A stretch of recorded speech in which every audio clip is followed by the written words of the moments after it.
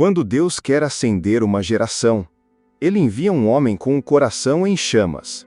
E assim nasceu John Wesley, no ano de 1703, na pequena vila de Epworth, Inglaterra. O 15º filho de Samuel e Susanna Wesley. Uma família marcada por disciplina, oração e profundo temor do Senhor. Mas sua infância foi tudo menos comum.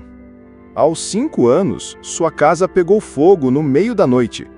As chamas consumiam tudo, e quando os pais pensavam que haviam perdido o pequeno John, uma mão o puxou pela janela. Um resgate sobrenatural. Desde aquele dia, sua mãe o chamava de um tição tirado do fogo. Ele cresceu sabendo, Deus o havia preservado para algo grande. Na juventude era metódico, rigoroso, estudioso. Daí o nome que mais tarde os homens zombadores lhe dariam, metodista. Mas por trás da ordem, havia sede. Sede por um evangelho vivo. Sede por uma fé que não fosse teórica. Sede por um Deus que não apenas se estudava, mas que queimava por dentro. John Wesley estava prestes a descobrir que sua organização não bastava. Era preciso fogo. E Deus estava prestes a acendê-lo. John Wesley era tudo o que um cristão devia ser, pelo menos por fora. Ordenado como ministro da igreja anglicana, pregador eloquente. Viajou até a América como missionário. Mas havia algo terrivelmente errado. Seu coração estava frio. Ele ensinava a fé que não experimentava. Falava sobre a graça que ainda não o havia tocado. No navio para a Geórgia, enfrentou uma tempestade violenta. O pânico tomou conta dos tripulantes ingleses. Mas um grupo de cristãos morávios cantava em paz. Wesley ficou perplexo. Eles têm algo que eu não tenho. Ao voltar para a Inglaterra, escreveu em seu diário: Fui à América para converter os outros, mas quem me converterá? Ele estava cercado por religião, mas vazio de poder. Sabia da Bíblia, mas não conhecia o autor, e isso o consumia por dentro. Foi nessa agonia santa que Deus começou a preparar a fagulha, porque Deus não acende corações orgulhosos, Ele acende os quebrantados. John Wesley estava prestes a ter mais que uma experiência religiosa. Estava prestes a ser incendiado. Era 24 de maio de 1738. John Wesley entrou numa pequena reunião em Aldersgate Street, em Londres, contra sua vontade, cansado, frustrado, quase sem fé. Um homem lia a introdução de Lutero à Carta aos Romanos, palavras simples, mas carregadas de glória. E então, aconteceu. Senti meu coração estranhamente aquecido. Foi assim que Wesley descreveu o momento em que a graça de Deus o envolveu como fogo. Ali, naquele quarto modesto, Deus não apenas tocou, Deus acendeu. Aquele que antes pregava por dever, agora pregava por paixão. Aquele que antes servia por disciplina, agora servia por amor. John Wesley encontrou o Deus vivo. E mais do que isso, foi encontrado por ele. Sua vida foi marcada por uma nova urgência. O mundo é minha paróquia, ele dizia. Não havia mais tempo para a religiosidade morta. Não havia mais espaço para uma igreja adormecida. Wesley agora ardia. E onde quer que ele fosse, o fogo se espalhava.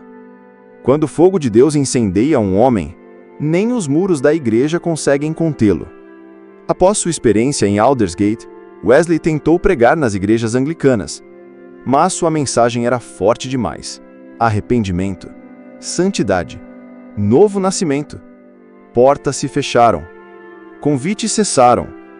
Pregadores o rejeitavam, mas o céu ainda o chamava.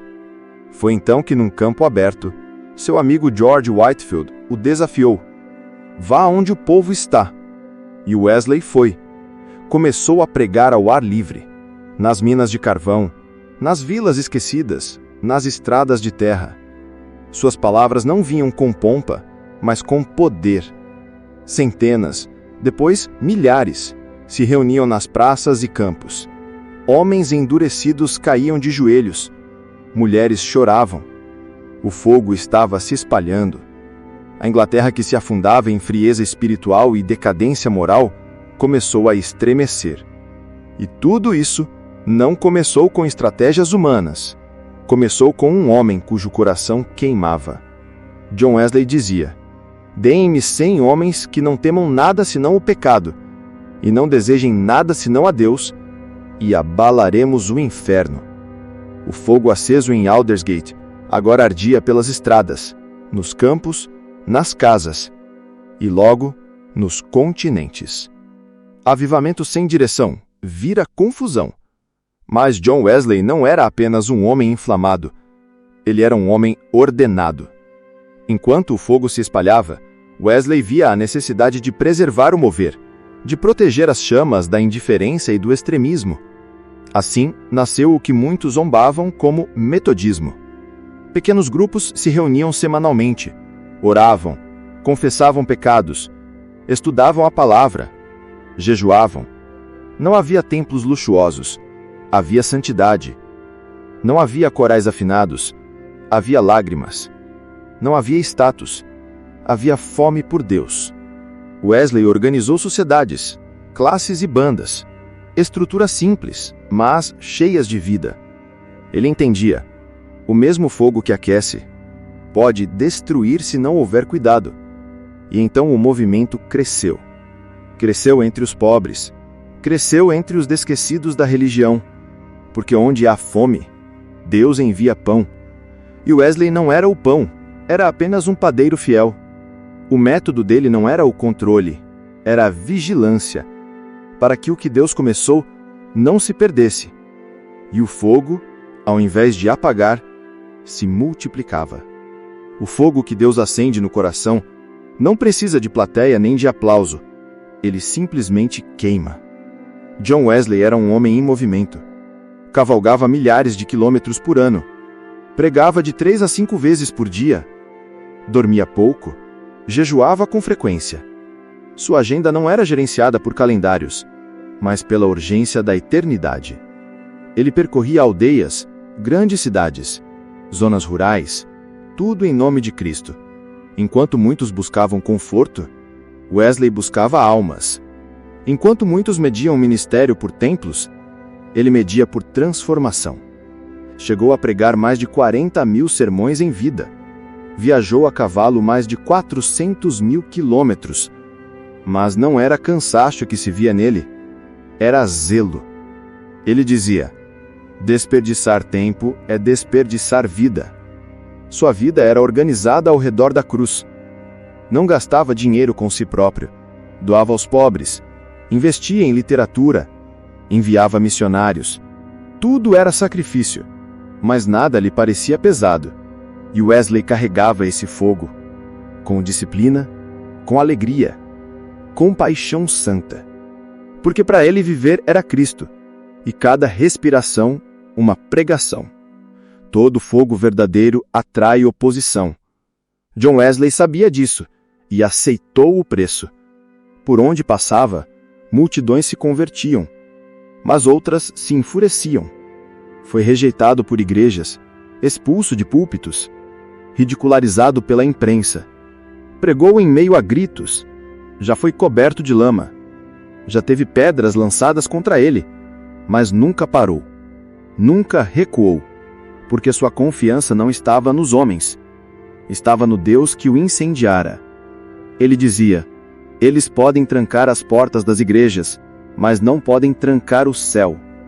Wesley compreendia o que poucos entendem, que o evangelho não é aceito por todos, mas é necessário para todos. Sua mensagem era ofensiva porque era verdadeira. Chamava ao arrependimento, confrontava a hipocrisia, desafiava os religiosos e os indiferentes. Mas o mesmo fogo que dividia, também curava. Porque ali, entre a rejeição dos homens, ele via a aprovação de Deus, e o Espírito Santo continuava operando não apesar das perseguições, mas através delas. Wesley seguia em frente, perseguido mas não parado, ferido mas não vencido. E enquanto os homens o criticavam, o céu se movia. John Wesley nunca quis fundar uma denominação. Ele só queria ver a igreja voltar a queimar. Mas quando o fogo é verdadeiro, ele se espalha. O que começou com reuniões em casas e campos, cresceu. Dezenas de milhares foram transformadas. Cidades inteiras mudaram sua moral, seus costumes, sua cultura. Homens e mulheres deixaram o pecado e abraçaram a cruz. Lares foram restaurados. Nações foram abaladas. Wesley organizou pregadores leigos, treinou líderes, multiplicou grupos de discipulado e, sem querer, deu origem ao que o mundo chamaria de movimento metodista.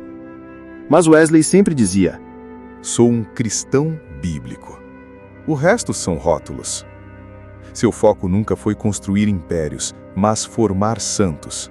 Ele via o reavivamento não como um evento, mas como uma forma de viver. O fogo não estava nos métodos, estava na entrega. E por isso, o que Deus fez através dele ultrapassou seu tempo, sua geografia, seu nome. Ele deixou mais que seguidores, deixou um caminho. Um caminho de oração, santidade, ação. Um caminho de cruz, simplicidade e fervor. O mundo se lembraria de John Wesley, mas o céu se lembraria da chama que ele não deixou apagar. Para muitos, a velhice é tempo de descanso. Para John Wesley, era só mais um dia para servir. Aos 70, ele ainda pregava. Aos 80, ainda viajava a cavalo. Aos 87, ainda liderava reuniões e escrevia cartas de exortação. Seu corpo já não tinha a mesma força, mas sua alma ardia como no primeiro dia. Ele dizia: enquanto houver fôlego, pregarei, orarei, ensinarei e clamarei por almas. Não havia aposentadoria para os apaixonados por Cristo. Wesley não acumulou riqueza, não construiu mansões, não buscou títulos. Morreu pobre, mas eternamente rico.